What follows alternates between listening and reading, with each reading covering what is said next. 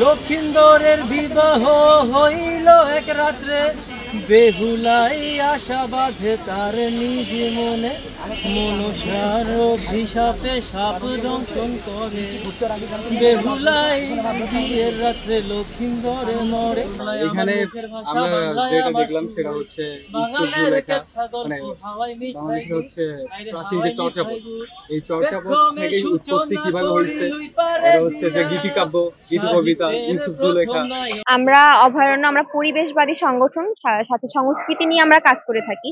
তো আমরা সবসময় চেষ্টা করি যে পরিবেশের জন্য ক্ষতিকর সেসব জিনিসগুলো যাতে রিসাইকেল করা যায়।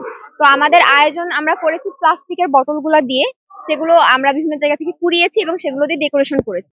অভয়ারণ্যে 2 দিন ব্যাপী যে শরৎ সম্ভাষণ আয়োজন হচ্ছে, এইখানে এসে আমার ভীষণ ভালো লাগছে। কারণ গ্রাম বাংলার হারিয়ে যাওয়া ঐতিহ্য বায়োস্কোপ দেখেছি প্রথমবারের মতো জীবনে। তারপর বিভিন্ন ধরনের খেলার আয়োজন করা হয়েছে, যেটা আজকে হবে। মোরগ লড়াই, ছেলেদের হাডুডু খেলা, বেশ ভালো লাগছে। অভয়ারণ্যকে ধন্যবাদ এরকম আয়োজন করার জন্য।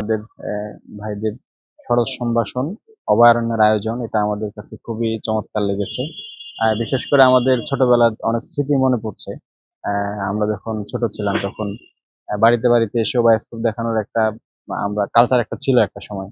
এবং বৈশাখী মেলা থেকে শুরু করে আরো যে আয়োজনগুলো থাকতো আর কি, স্বাভাবিকভাবে বৈশাখ শরৎকে উদযাপন করবার জন্য, তখন হচ্ছে বায়োস্কোপ গুলো দেখানো হতো আর কি।